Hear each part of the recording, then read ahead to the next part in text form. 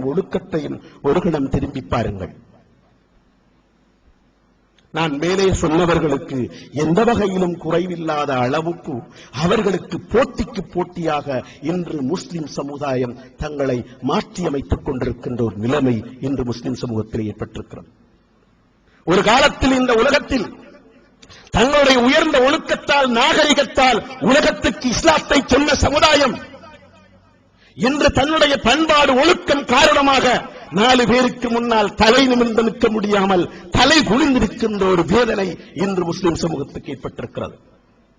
ஒரு காலகட்டத்தில் தங்களிடமிருந்த பழக்க வழக்கங்கள், நேர்மை, நியாயம், வாய்மை போன்ற பல்வேறு பண்புகளால் தான் முஸ்லிம்கள் தங்களுடைய மார்க்கத்தை உலகமெல்லாம் பரப்பினார்கள் என்பது வரலாறு.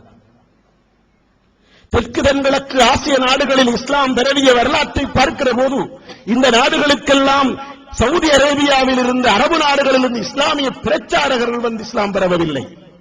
மாறாக அந்த நாடுகளில் இருந்து வந்த வர்த்தகர்கள், வியாபாரிகள் அந்த நாடுகளுக்கு வந்து தங்களுடைய தொழிலில் ஈடுபட்ட போது கடைபிடித்த ஒழுக்கங்கள், அவர்களிடமிருந்த நேர்மை, வாய்மை, நியாயம் போன்ற பண்புகள் அந்தந்த நாடுகளின் சுதேச மக்களால் ஈர்க்கப்பட்டு அவர்கள் இஸ்லாத்தை ஏற்றுக்கொண்டார்கள் என்பதுதான் வரலாறு.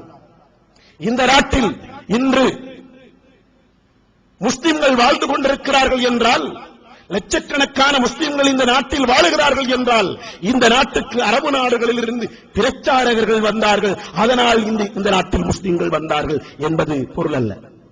மாறாக அந்த நாடுகளில் இருந்து தங்களுடைய தொழிலுக்காக இந்த நாடுகளுக்கு வந்த அந்த அன்றைய முஸ்லிம்கள் தங்களுடைய கொடுக்கல் வாங்கலிலே, குடும்ப வாழ்க்கையிலே, சமுதாய உறவுகளிலே கடைபிடித்த இஸ்லாம் இந்த நாட்டில் இருக்கின்ற சிங்களவர்களை ஈர்த்ததன் காரணமாக, இந்த நாட்டிலே இருந்த தமிழர்களை ஈர்த்ததன் காரணமாக இந்த நாட்டில் இஸ்லாம் ஒரு சக்தியாக வளர்ந்தது என்பதுதான் இலங்கை முஸ்லிம்களுடைய வரலாறு. இன்று இந்த நாட்டில் இஸ்லாம் அதனை தாண்டி வளராமல் இருக்கிறது என்றால் அதற்கும் அடிப்படையான காரணம் என்னை போன்ற முஸ்லிம்களுடைய பண்பாடும் பழக்க வழக்கங்களும் தான். அந்த அளவுக்கு பண்பாட்டில், பழக்க வழக்கத்தில் இன்னைக்கு மோசமான ஒரு சமுதாயமாக முஸ்லிம் சமுதாயம் போய்கொண்டிருக்கிறது. நீங்கள் புள்ளி விவரங்களை படித்து பார்க்கிற போது இந்த நாட்டில் இருக்கின்ற பெரும்பான்மை சமூகத்தோடு ஒப்பிடுகிற போது அந்த சமூகத்தின் வீதாசாரத்தை விட தாண்டிய அளவுக்கு முஸ்லிம் சமுதாயத்தின் வீதாசாரம் குற்றச் செயலிலே இருக்கிறது என்று புள்ளி விவரங்கள் சொல்கிறது. சிறைச்சாலையிலே இருக்கின்ற மக்கள் தொகையிலே சிங்கள மக்களுடைய வீதாசாரத்தை விட குறைவத்தான் அவர்கள் இருக்கிறார்கள். தமிழ் மக்கள் அவர்களுடைய வீதாசாரத்திலும் பார்க்க குறைவாகத்தான் இருக்கிறார்களாம். ஆனால் சிறைச்சாலைகளிலே பல்வேறு குற்றங்களுக்காக தண்டனை அனுபவித்துக் கொண்டிருக்கின்றவர்களில் மிக அதிகமானவர்கள் முஸ்லிம்கள். அது அவர்களுடைய வீதாசாரத்தை விட அதிகமானது என்று புள்ளிவிவரங்கள் சொல்கிறது. இதை நானாக சொல்லவில்லை, இலங்கையில் இருக்கின்ற பிரபலமான நீதியரசர்கள் சொல்லுகிறார்கள். ஏன் உங்களுடைய முஸ்லிம் சமுதாயம் இவ்வளவு கேடுகட்டு போய்க் கொண்டிருக்கிறது என்று கேட்கிறார்கள் என்றால், நாங்கள் இன்று மிக மோசமான ஒரு பண்பாட்டு சீரழிவிலே இருந்து கொண்டிருக்கிறோம். அன்புக்குரிய இஸ்லாமிய சகோதரர்களே, அவர்கள் இன்று முஸ்லிம் சமூகத்தின் மீது ஒரு காலம் வைத்திருந்த நம்பிக்கையை இன்று இல்லாது ஆக்கிவிட்டார்கள். ஒரு காலம் இருந்தது, என்ன கொடுக்கல் வாங்கல் செய்வதாக இருந்தாலும் முஸ்லிமோடு செய்ய வேண்டும் என்று அவர்கள் விரும்பினார்கள், ஆசைப்பட்டார்கள். இன்றைக்கு முஸ்லிம் வானா, கடவுள் பாதுகாக்கணும், அவனுடைய பக்கம் தலை வச்சும் படுத்தக்கூடாது, ஏமாற்றி புற்றுவான் என்று மற்றவர்கள் சொல்லுகிற அளவுக்கு இன்று நாங்கள் கேவலப்பட்டு போனோம்.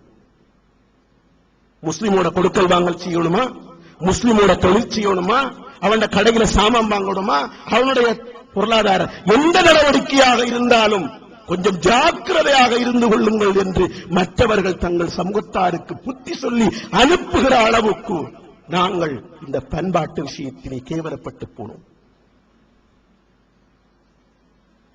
எங்களுடைய நடைமுறை வாழ்க்கையிலே நாங்கள் பார்க்கலாமே, விட்டொரு வேலை செய்யணும், ஒரு மேசன் எடுக்கணும், ஒரு ஓடாவி எடுக்கணும், ஒரு தொழிலாளி எடுக்கணும்.